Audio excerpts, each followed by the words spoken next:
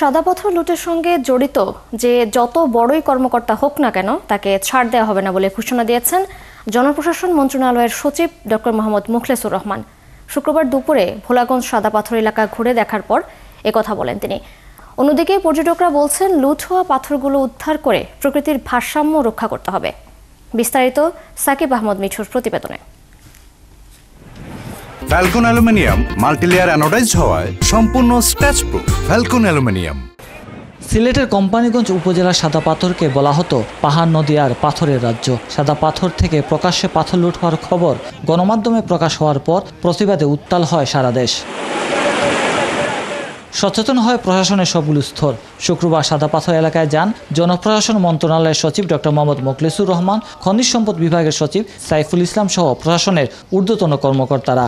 এ সময় জনপ্রশাসন মন্ত্রণালয়ের সচিব জানান, পাথর লুটে যারা জড়িত সবাইকে আইনের আওতায় আনা হবে। বিজিবি এত কাছে একটা ক্যাম্প আমি দেখতে পাচ্ছি, সুন্দর একটা বানানো আছে, তাদের সামনে এত বড় একটা ঘটনা ঘটলো এবং একদিনে না কয়েকদিনে এটাকে তো আমরা পেপার পত্রিকায় দেখছি যে লুট হয়েছে। আমার মনে হয় আমি আজকে এসে দেখে যেটা মনে হচ্ছে মোর দ্যান লুট, এটা হরি লুট। এর আগে জেলা প্রশাসন ও আইন শৃঙ্খলা রক্ষা বাহিনীর অভিযানে কয়েক লাখ ঘনফুট পাথর উদ্ধার হয়। পরে সেগুলো যেখান থেকে লুট হয়েছিল সেখানে ফেলা হয়। এখন এলাকায় পর্যটক দেখা যাচ্ছে, তারা বলছেন সরকারের পক্ষ থেকে কঠোর ব্যবস্থা না নিলে প্রাণ প্রকৃতি ধ্বংস হয়ে যাবে। আগে সৌন্দর্যটা এখন নাই, যেহেতু দেখেন খেয়াল করেন অনেক জায়গাতে আগে যে আসলে আরেক সময় আসছিলাম, এখন যে সৌন্দর্যটা সেটা ভিন্নতা পাচ্ছি।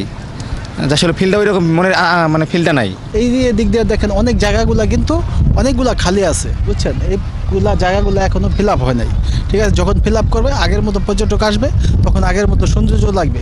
এই যে পাথরগুলো যে নেওয়া হয়েছে, মানে যারাই নিয়েছে, মানে আমি প্রশাসনের কাছে মানে দ্রুতভাবে আবেদন জানাচ্ছি যে পাথরগুলো যেন যত জলদি শীঘ্রই আসে, মানে ফিরে আসে। প্রশাসনের যে সিস্টেমটা আছে ওনারা যদি একটু নজরদারি দেন এদিকে বেশি করে, তো ইনশাল্লাহ সবই ঠিক হয়ে যাবে, আগের মতন হয়ে যাবে। এরই মধ্যে পাথর লুটের ঘটনায় সমালোচনার মুখে সিলেটের জেলা প্রশাসককে সরিয়ে দেওয়া হয়েছে।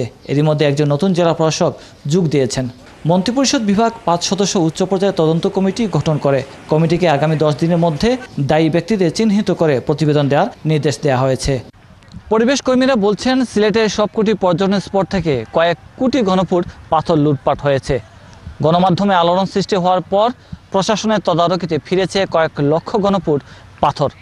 একটু একটু করে পর্যটকরা ফিরতে শুরু করেছেন পর্যটন স্পটগুলোতে। তারা বলছেন, প্রশাসন যদি শক্ত অবস্থানে থাকে তাহলেই ফিরবে প্রাণ প্রকৃতির প্রাণ, টিকে থাকবে সিলেটের পর্যটন শিল্প।